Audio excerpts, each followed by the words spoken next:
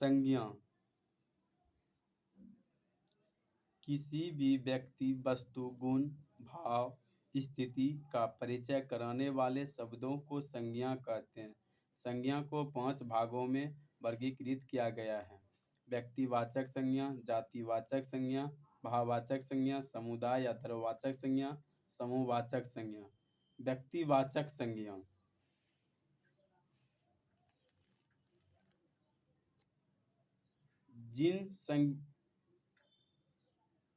व्यक्तिवाचक संज्ञा जिन संज्ञा से शब्दों द्वारा किसी एक व्यक्ति, वस्तु अथवा स्थान का बोध होता है, उसे व्यक्तिवाचक संज्ञा कहते हैं।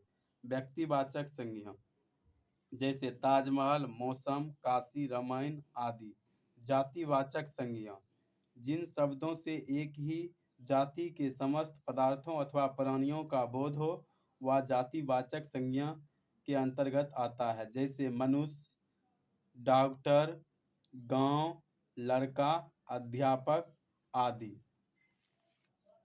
भाववाचक संज्ञा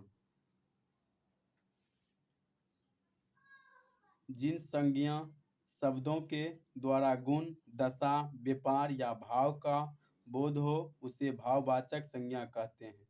जैसे पशुता, प्रभुता, लड़कपन, बालकपन आदि।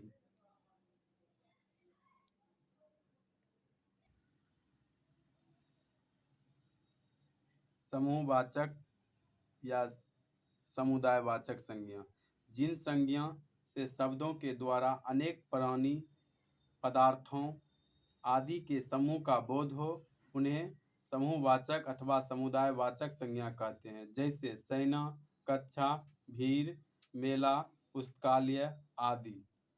द्रव्यवाचक संज्ञा जिन संज्ञा या शब्दों से किसी धातु का बोध हो, उसे द्रव्यवाचक संज्ञा के अंदर रखा जाता है। जैसे पानी, लोहा, तेल, घी, दाल। सर्वनाम, विशेषण, क्रिया, क्रिया विशेषण, अव्यय। सर्वनाम सभी संज्ञाओं के स्थान पर प्रयुक्त होने वाले शब्द सर्वनाम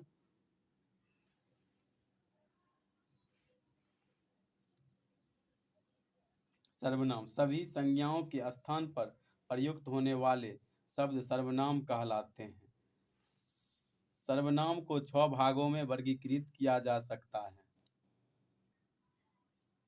सर्वनाम पुरुषवाचक सर्वनाम, निजवाचक सर्वनाम, अनिजवाचक सर्वनाम, प्रश्नवाचक सर्वनाम, संबंधवाचक सर्वनाम, निजवाचक सर्वनाम। प्रश्नवाचक सर्वनाम उत्तम, मध्यम, अन। मैं, हम उत्तम, मध्यम तू, तुम, अन आप, वह, वे। या निश्चयवाचक सर्वनाम या, वह। अनिश्चयवाचक सर्वनाम कोई, कुछ। प्रश्नवाचक सर्वनाम कौन, क्या। संबंधवाचक सर्वनाम जो, सो। निजवाचक सर्वनाम आप, स्वयं, खुद।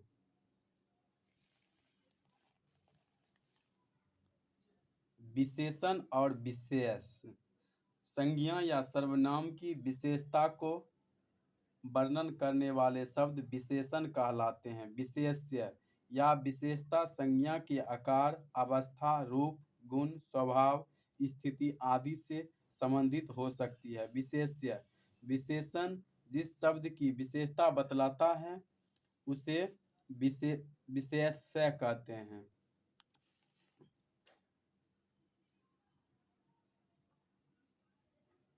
जैसे राम बुद्धिमान है, इसमें बुद्धिमान विशेषण है तथा राम विशेष्य। क्रिया जिन शब्दों से किसी कार्य के होने या करने अथवा किसी स्थिति का बोध हो, उसे क्रिया कहते हैं। जैसे सोना, खाना, पढ़ना आदि। क्रिया विशेषण जिन शब्दों से क्रिया विशेषण या अन्य क्रिया विशेषण की विशेष प्रकट करते हो, उसे क्रिया विशेषण कहलाते हैं। अव्यय के शब्द हैं जिनमें लिंग, वचन, कारक आदि के कारण कोई परिवर्तन नहीं होता है, वे ज्यों के त्यों रहते हैं। जैसे के आगे, के लिए, के बिना, आसपास, साथ, द्वारा, सहारे।